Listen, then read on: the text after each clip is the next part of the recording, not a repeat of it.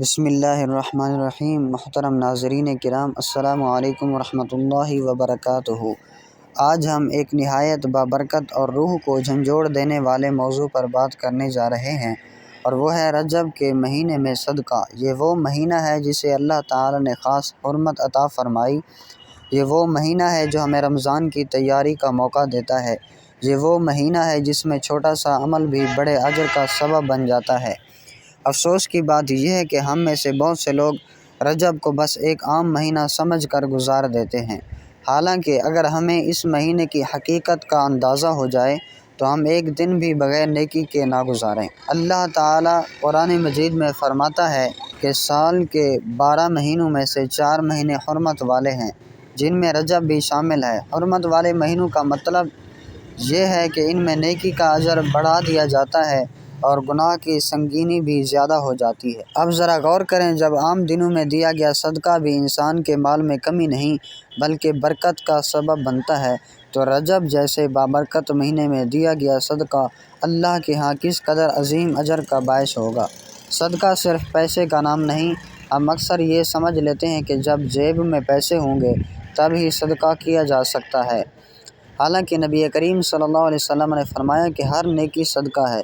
کسی کو مسکرا کر دیکھ لینا، راستے سے تکلیف دہ چیز ہٹا دینا، کسی پریشانی حال کی بات سن لینا، کسی بھوکے کو ایک لقمہ کھلا دینا، یہ سب صدقہ ہیں۔ رجب کے مہینے میں یہ چھوٹے چھوٹے اعمال اللہ تعالیٰ کے نزدیک بڑے بن جاتے ہیں۔ حضرت عبداللہ بن عباس رضی اللہ عنہما فرماتے ہیں کہ اشہر حرم میں نیک اعمال کا اجر کئی گنا بڑھا دیا جاتا ہے۔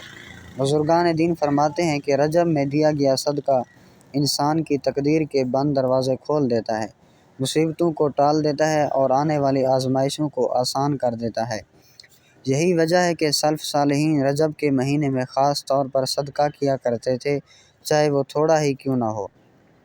ذرا اپنے معاشرے پر نظر ڈالیں، کتنے ہی لوگ ایسے ہیں جو 2 وقت کی روٹی کو ترس رہے ہیں، کتنی ہی بیوائیں ایسی ہیں جو خاموشی سے آنسو پی کر زندگی گزار رہی ہیں، کتنے ہی یتیم بچے ہیں جن کے سروں پر شفقت کا ہاتھ نہیں۔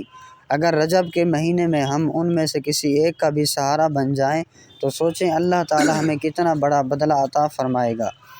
نبی کریم صلی اللہ علیہ وسلم نے فرمایا کہ صدقہ اللہ کے غضب کو ٹھنڈا کر دیتا ہے اور بری موت کو دور کر دیتا ہے۔ رجب کا مہینہ ہمیں یہ پیغام دیتا ہے کہ ابھی وقت ہے، ابھی لوٹ آؤ، ابھی اپنے رب کو راضی کر لو۔ اگر ہم چاہتے ہیں کہ رمضان ہمیں بدلا ہوا ملے، ہمارا دل نرم ہو، ہماری آنکھیں اللہ کے خوف سے نم ہوں، تو اس کی شروعات رجب سے کرنی ہوگی، اور اس شروعات کا سب سے آسان راستہ صدقہ ہے۔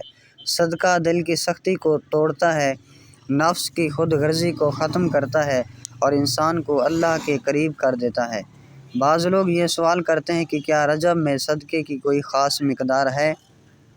یاد رکھیں، اللہ تعالیٰ مقدار نہیں دیکھتا، نیت دیکھتا ہے۔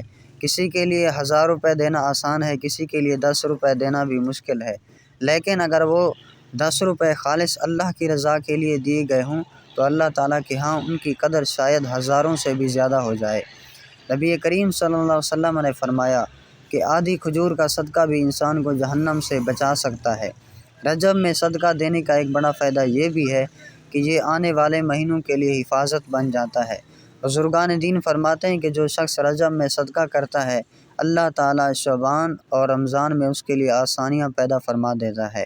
اس کی عبادت میں دل لگ جاتا ہے، گناہوں سے نفرت پیدا ہو جاتی ہے اور دعا میں لذت آنے لگتی ہے۔ آج اگر ہم سچے دل سے یہ نیت کر لیں کہ اس رجب میں ہم کسی نہ کسی شکل میں روزانہ صدقہ کریں گے، چاہے وہ مسکراہٹ ہی کیوں نہ ہو، تو یقین جانیں یہ مہینہ ہماری زندگی کا رخ بدل سکتا ہے۔